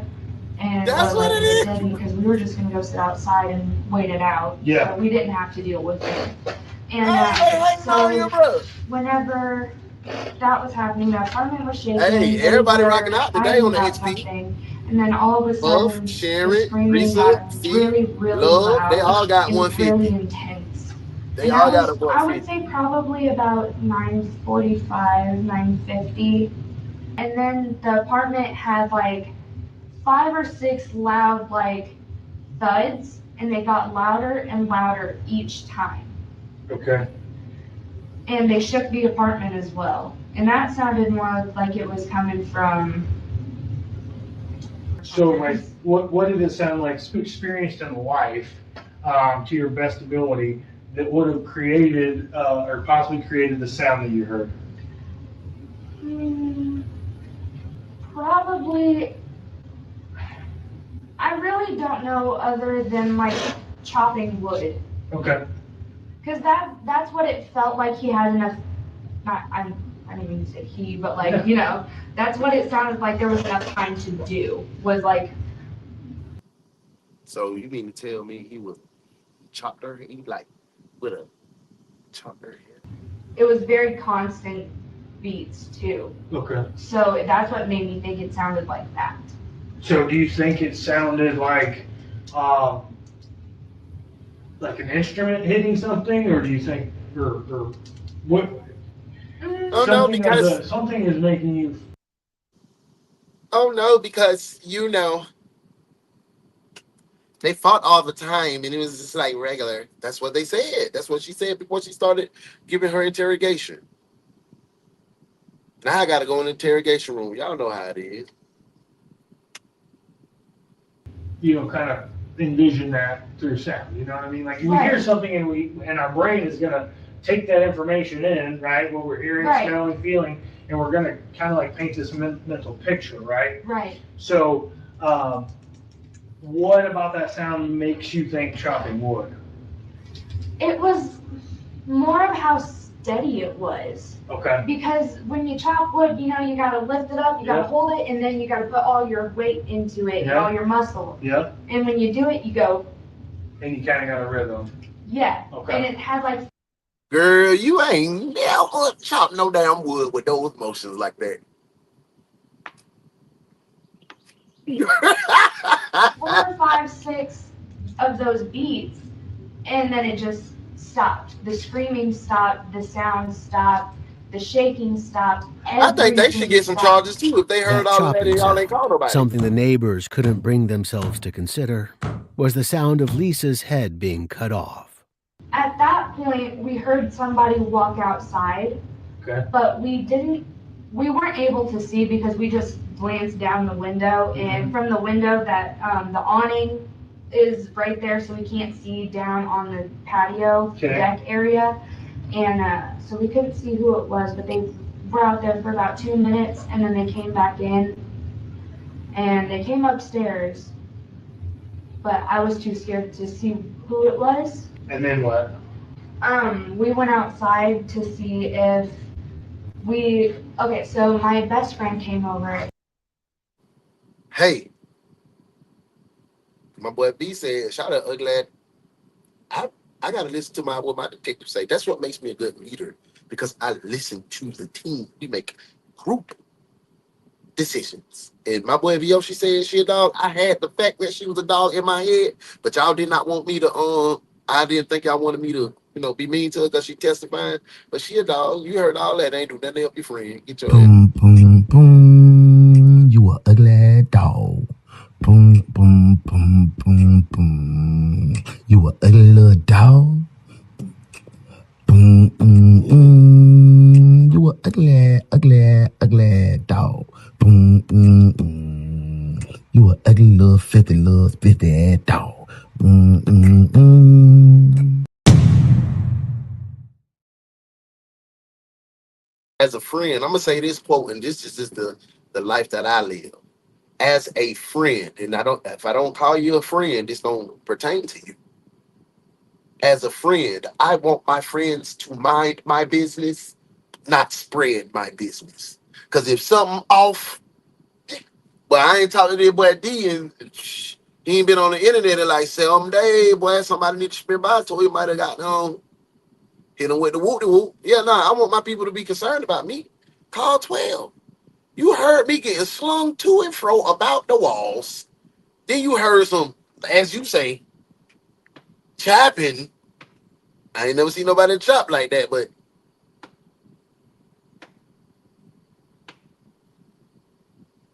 call the police. And because I was like, hey, something's going on. I'm not feeling so right about this. And she was like, I'll come stay outside with you. So we were standing out waiting for one of them to come downstairs, because usually after they fight, one of them comes downstairs. Okay. Neither one of them did, but the lights upstairs in their apartment kept turning on and off. Okay. So we knew somebody was there. We assumed it was Lacey. Okay. But we didn't see either one of them. The neighbor texted their landlord. She wrote, "Hey, I don't really know what to do. We got home, and as soon as we walked in, we started feeling thumps, and then someone started screaming for like 5 minutes straight. It stopped for a minute, then the thumping started back up. The neighbor..." He was chopping her head off with her alive? Come on, my boy. She said she heard the thumps. And they would say screaming for 5 minutes, so she was alive. Ooh, you're a demon. The neighbor's door upstairs was also cracked open. The landlord tried to get in touch with Lisa, but heard nothing in response. The neighbor said, "If we hear it back up again, we'll call the cops." But they didn't hear it start back up again because it was already too late. Oh my God. With all of this evidence mounting up, at around 9:30 it was blood all over the new baby shit. p.m. on June 9th, the police execute a search warrant on DeAndre's mother's house. In the trash can outside it, in line with PJ's statement, they find the discarded clothing he was wearing in the CCTV footage. You took that shit to your mama's house? Your mama got them woods right there back there. Burn that shit up, man. You took that to your mama's house. Don't never bring that person to your mama's house. You're an idiot, bro. The scream alone was, I'm calling them people. Ain't no way, bro. What is going on? What is going on? As well as his cut-off dreadlocks wrapped in toilet paper. Because he was There's rolling no up when he was sign coming of back. DeAndre himself. But at 1:45 a.m., the early hours of June 10th, the investigators receive a phone call from the Gillespie, Illinois Police Department. That afternoon, they took a John Doe into custody, whom they later recognized as none other than DeAndre Holloway.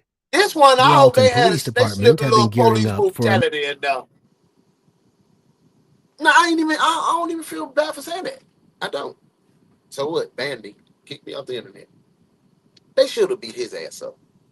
Tased him a couple times. Don't kill him because I want him to go to jail to suffer. Right? But he needed to feel that same pain. If you shot that girl neck off and she was alive, police should have used them steel-toe boots and kicked you in each ball individually. That's one. That's two, bitch. Yeah. That's what I feel for. But there's no need. DeAndre was arrested in possession of cannabis that afternoon in Gillespie. You search him? Yeah. Don't have a name. Look like you're trying to run. What I have? What's that? What I have? You have cannabis on you. Oh, that's legal. Okay. Right. DeAndre is restless with the officers. Need some water or anything? Yeah, I would like some water because, you guys got to... Hey, you need some water? Yeah. Okay, please, get you some water. Is it okay if I walk around? Is it okay if I stand up and take a step, like a couple steps? What you gonna do? On God. Pull your pants up or something? He was on that K2, that flock of hell, yeah. That's it. He's doing his job. This man has done nothing but his job, I swear to you. You need to sit back down, Sheriff, please. Didn't you just say I could pace? No, I didn't say you could pace. I thought you said you had to get the beat pants. If you could sit down in there, please. Yeah, no, he didn't tell you could pay. That boy on that was something. Yeah, they done messed him up. See, that's what I be scared of. That's why I love going to the dispensary, man. That's why I don't shop with everybody. But I got the same weed man for 20 years. I don't buy, not finna do me. Not me. Not, Something got on that boy, man. Mind if I pay? Is that illegal? I'm here. I'm handcuffed in. We don't want that. We want you to sit down. Exactly. I know you don't want that. So if you could please sit down, guys. I can't. I'm handcuffed.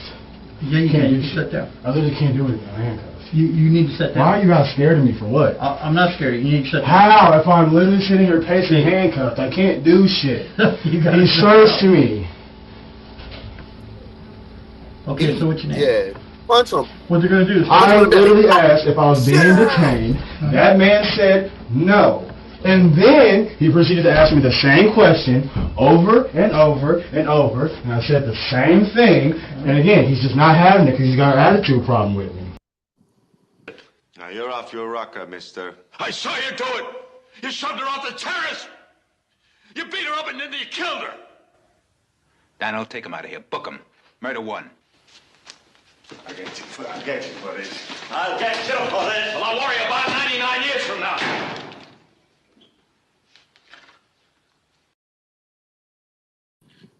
So one of our detectives wanted to know what that K2 and Flocka is. That K2 is that synthetic weed. That Flocka is that it's like synthetic weed, but it got some other stuff in it too. K2 was made popular back in probably like the early 2010s from people trying to still smoke weed without having it traced because it's supposed to not be traceable, right? But come to find out, it's like some potpourri and some other chemicals that people were smoking. It was fucking them up bad. Flocka is the worst. That's what they say Kodak on right now. That Flock. Yeah, that song No Flocky. That was about that because they were smoking that Flocka, that fake weed.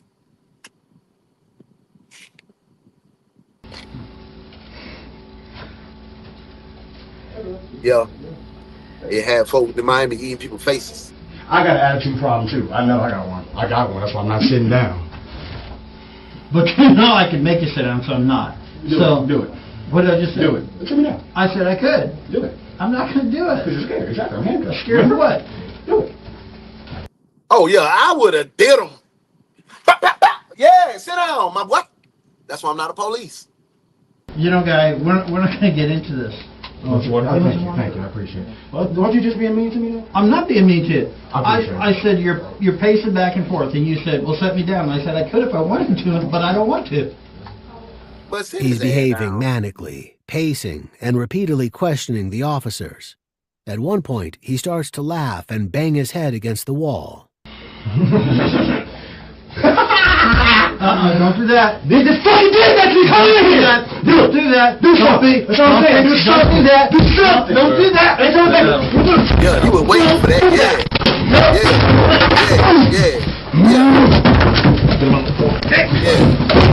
You making these folk do you like that? The cops Acting take like drastic measures to restrain him from hurting himself. And they ain't even do you. They They keep ain't him even on do the you floor wrong. as he assures them he's going to get out.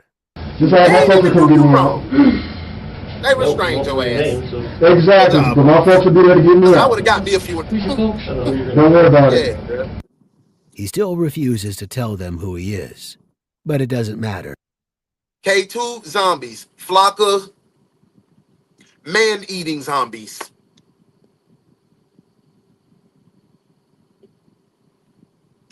The investigators from Alton come to arrest him on suspicion of Lisa's murder.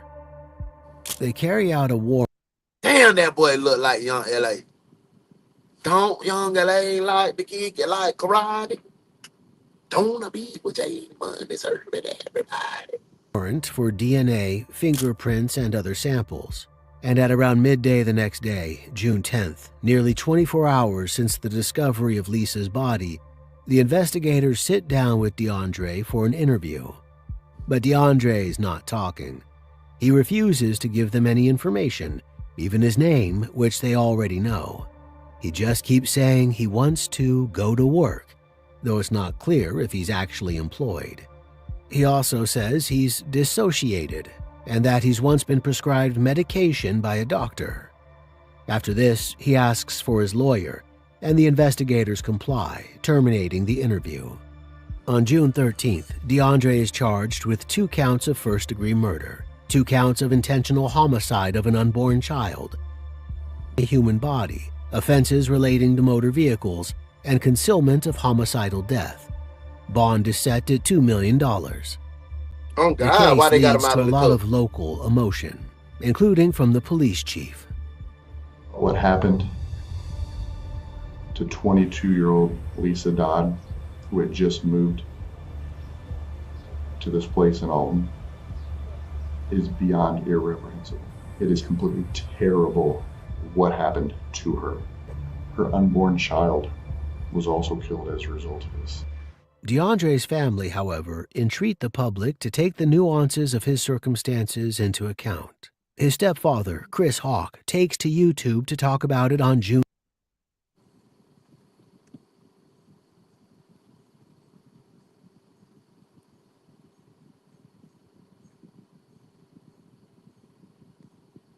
16th. I never thought I would be recording a video like this. Oh, that edit was hard. Oh my God, that was hard. I'm gonna use that. I gotta go back to. So I'm sorry, y'all. I'm a filmmaker. I gotta see that one more time. I gotta see that. Murder. 2 counts of Damn, that intentional edit was homicide hard. of an The unborn child. stepfather blew me away, but then that A edit human was body. dumb. Offenses relating to motor vehicles. Yes, I'm gonna and steal it. concealment of I'm gonna learn homicidal how to do it death. and steal it. Bond is set at $2 million. The case leads to a lot of local emotion, including from the police chief. What happened to 22-year-old Lisa Dodd, who had just moved to this place in Alton, is beyond irreprehensible. It is completely terrible what happened to her. Her unborn child was also killed as a result of this.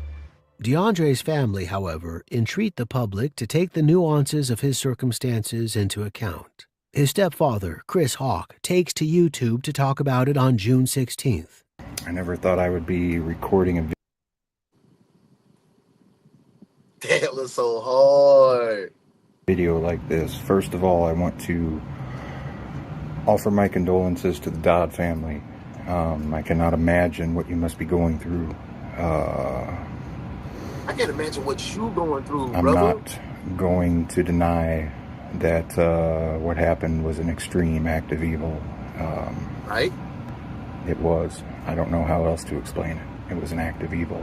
I don't know if there's a word that describes it. And over here we are ashamed. His mom,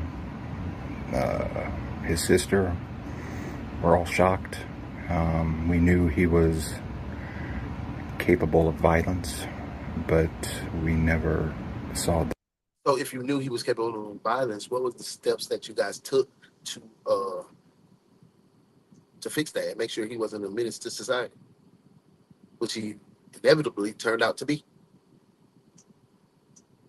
This. We stepdad. tried to get. We've Chris been Hawk, stepdad. trying to get help for him for Yeah, boss, he the stepdad. at least 3 years. It blew me away. But as far as longer term mental care, Yeah, I'm with him too. Polito, we were always told that we can't hold them unless they've done something. He doesn't deny the horror of what DeAndre's done, but he attributes DeAndre's actions to his mental state, something his family has been trying to do something about for years. But he says the system wouldn't let them. Our system fails. People with mental problems. I've That's what I'm grown trying up to in see an too. environment with mental problems. And people are kind of left on their own. It's a tragic situation. Let me get out of Mr. Freeway. This is the D that we knew. They're old pictures, but they show that there's a human there. The human does exist. He's not a monster. What he did was monstrous. He's not a monster. I'm not advocating that DeAndre should ever be allowed to enter civilized society again. I mean, he's obviously crossed the line there. I'm not advocating anything like that. I'm just saying there's a human being here, and it's tragic. It's tragic what mental illness has done to him. These are the early days of the case, when DeAndre's only just been charged, and he's not doing well in jail. He's been refusing to come out of his cell and making threats to corrections officers. These included saying, "I will cut off your head." He refuses to attend his virtual court appointment on June 14th, and officers forcibly restrain him to bring him to court. These issues remain in his case. He's found mentally unfit to stand trial and undergoes treatment at a state institution until he regains competency to face the charges. At the same time, the Illinois Supreme Court rules that an unborn child cannot be considered a second murder victim for the purpose of seeking a life sentence. This impacts the sentence that can be sought in DeAndre's case. But in January 2024, he enters a guilty plea. On January 17, 2025, he is sentenced to 60 years in prison. This includes 30 years on the murder charge, 20 on the homicide charge, and 10 on the concealment charge to be served consecutively. He'll have to serve at least 52 years before he's eligible to be released. There remain no real answers as to why he killed Lisa, though there's plenty of speculation out there. Jealous that she was having another man's baby, snapping under the stress of a failure.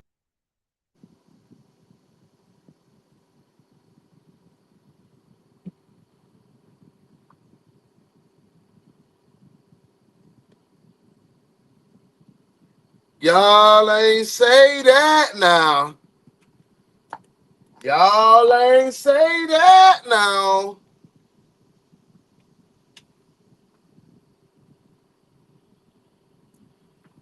Ain't nobody bring no other man baby in the case till now. When did he find out that ain't his baby? Did he ever think that was his baby? Was he playing the game wrong and he found out that wasn't his baby? That's why he went with his uncle. His uncle said, "Hey, boy, I'm going to tell you, D, you know, I'm your uncle because it's the same shit I do tell you. Hey, boy, that ain't your baby, boy." How I know? Shit, my little partner, little Rico, beating her back loose. What? You from? But just stay over here, chill out. I want you to relax, calm down before you go back home, bro. Don't do nothing wrong to, but so stay over here with me about 3-4 days till you calm down. Boy, smoke a couple, whoops. Yeah. Ooh. I felt like we've been misled this whole time. I really do. I felt like, bro, who created this misled the audience? Because you have to put that in the front of the scenario. Jealous because she's having another man baby. Bitch, I'm not jealous. If that's my girl and she having another baby, yes, that's my girl. We've been together for 2 years, like they said. That's enough. You wait. No, you can't just throw that in there. Hold on, let's get on back to this. Relationship, or just finally going too far in a continued pattern of violence. We'll never know the truth. Lisa's family, meanwhile, continues to mourn. We're here to announce that DeAndre Holloway was convicted and sentenced in the murder of Lisa Dodd and her unborn child today to 60 years in prison. And I want to introduce Heidi, Lisa's mother and grandmother of the unborn daughter, to give a few words reflecting on today's verdict and sentence. I would like to thank the many law enforcement agencies that collaborated on my daughter's case. A special thank you to Officer Wimmersberg of the Alton Police Department for his excellent work on this case. I am forever grateful for your time and wisdom. This is a tragic outcome of a 2-year on and off again domestic violence relationship. This didn't have to end this way. My daughter should be here raising her toddler instead of being a casualty of domestic violence. If you have a mental instability or mental illness, seek treatment and be consistent with your treatment. Understand that your condition or illness will not keep you from being held accountable for the crimes you commit. If you are in a domestic violence relationship, if someone is emotionally, mentally, or physically abusing you, make a safe plan to leave that relationship. If they continually disrespect your boundaries, make demeaning comments, and control your every movement, this is abuse. Find the resolve to leave that relationship. If someone threatens to end your life, believe them. If they can say it, think it, and talk about it, they can carry out the threat.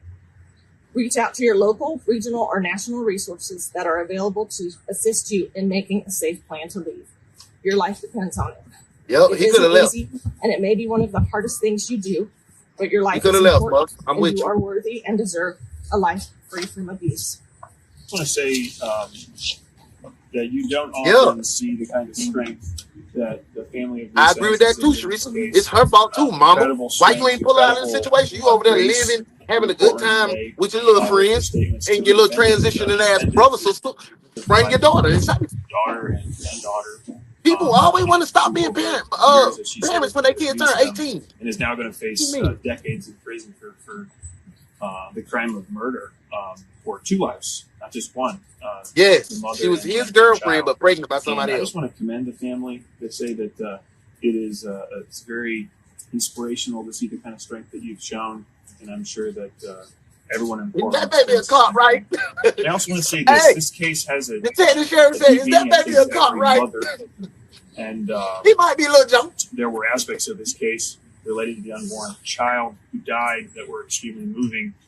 One in which Lisa's last. He was gone 3 days or 2 or 3 days or something. Resting. Should just stay gone. You got left. I'm coming to get my clothes. I'm out. I'm going to stay at my uncle's house. So her last thought was probably about her unborn child, and so there's a beauty there in those last moments. And, but told him and his family he was the daddy.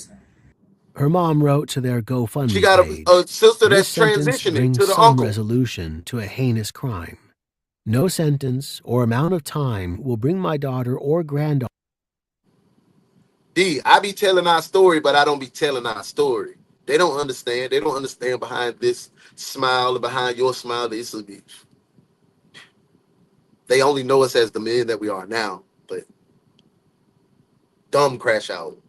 Bro was a dumb crash out. I'm talking about we both crashing. If he crashing, I'm passenger side, no seatbelt. Vice versa. Crash outs. Daughter back. But this sentence should ensure he's not able to hurt anyone else. As I mentioned in the previous update, any donations received will be donated to our local domestic violence resource. The GoFundMe has made $16,000 so far. That's what's up. And as we end this story, we leave you with a poem Lisa once shared on her Facebook page. After a while, you learn the subtle difference between holding a hand and chaining a soul. And you learn that love doesn't mean leaning, and company doesn't mean security. And you begin to learn that kisses aren't contracts and presents aren't promises. And you begin to accept your defeats with your head up. Baby. She was having another man's baby. That was pretty good. I like that, y'all. I like that, the way it was set up. We gonna probably add those styles of cases into our morning show vibe, man. So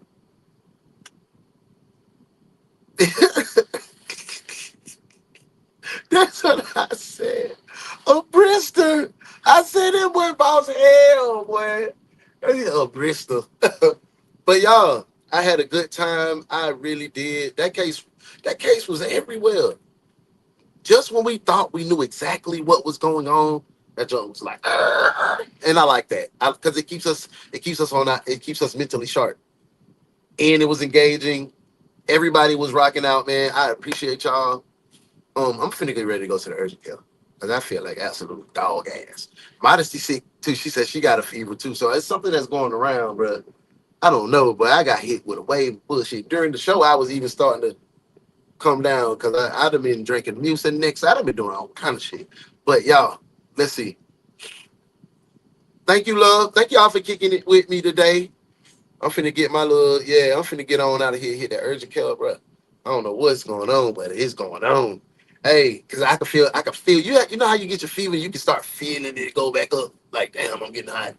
But you heard me say, damn, it's cold. I had to turn off the fan. I got the door open, man. I'm finna get up out of here, man. I love y'all. Hey, when I come from urgent care, bro, I'm going, boss got a show tonight. But I'm gonna jump in. I'm gonna do a night shift. Cause I ain't fuck with y'all yesterday. I ain't get to do my goddamn on Monday show. I hate that. So I see y'all in a minute, man. I love y'all. Urgent care, here we come. Yeah, I gotta go. Here this morning, police are looking for a The suspect UNALIVED Detective Agency, capable of handling these grotesque and obscene cases. Look no further than the DaOnes Detective Agency, where evidence does not matter. We lock you up and figure it out later. Hey, what's up? DaOnes Detective Agency, with your captain, Uno the One.